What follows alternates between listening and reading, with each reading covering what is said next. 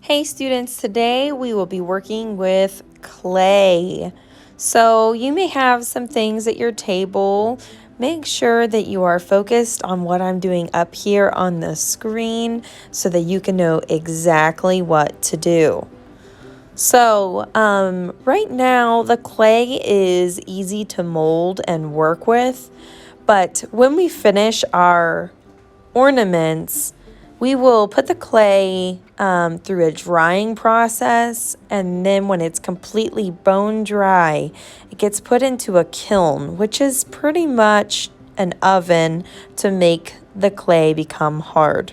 So you may notice that you have a lot of rulers at your table, and each student is going to have 2 rulers each. And you're going to lay them both facing the same direction so that they are parallel to each other. Then you're going to take your roller, and it's important that the roller is touching both rulers.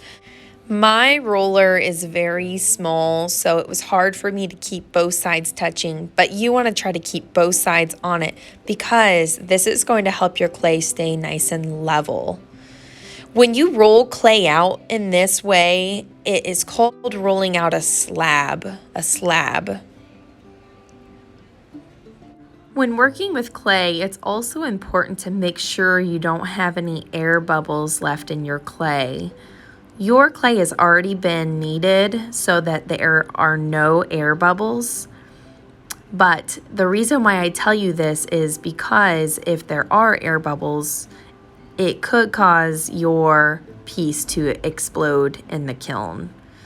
So you have these cookie cutters, and you are all going to be doing 2 of these. So 2 full ornaments. One is going to go to the Festival of Trees, and the second one will be for you to keep.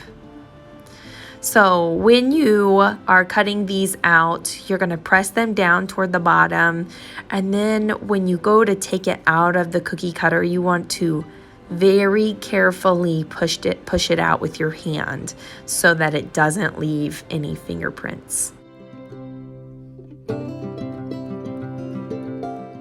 Now that you all have 2 of your ornaments cut out, you can use the different tools that we have to leave some impressions. There's a couple stamping tools, and there are some greenery to leave some impressions into your clay.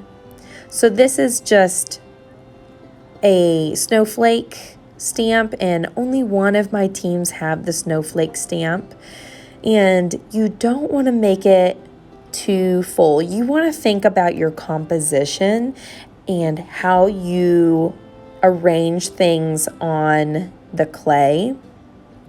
And if you would like to have a word inside of your ornament, I have these little letters that you can push into the clay very lightly.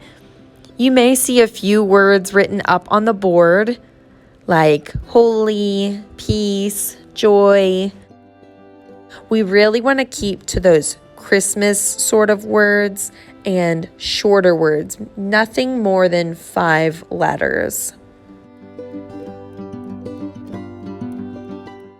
You do not have to add a word to your ornament, but if you wanted to, you could. And like I said, we're keeping to the theme of Christmas. So I am lightly pressing these into the clay. The reason why I say lightly is because if you push too hard, it can change the form of your ornament and flatten it more, and we want to keep it very consistent. So lastly, what you're going to do is you will add a straw hole at the top of your ornaments, and this is going to be able to allow us to hang these on trees. When doing this, you want to be very careful on your placement so that it can go not too close to the edge, but you want it where a hook can still go through it. You don't want it too thin on that little area between the circle that gets cut out and the edge of the ornament. Use your best judgment, and if you feel like you might not be able to get it right, just raise your hand and ask for some help. I realized I had a little extra space here that maybe I could fill my composition a little bit more, so I added an extra stamp here. Lastly, what I'm going to want you to do is carefully flip over your clay, and you're going to put your 2 initials and your class code. So there is this tool at your table that you can do this, and you have to very carefully do this so that you do not harm the clay, but etch it in where it's visible. So like I said, you're going to put your first and last initial and then your class code. So my first name is Danielle, last name LaFrenz. So I put DL, and then I'm going to put my class code, which I just went ahead and put 5KC. But you put your class code. So if you're in Mrs. Miller's class, put your class code. If you're in a different class, put your class code. So do this to both of your ornaments. Once you complete doing this part, I would like for you to put both of your ornaments onto the empty tray that is at your table. We are going to then collect them at the end of the class. If you have any more questions, please raise your hand. Any of us in the classroom would be happy to help you.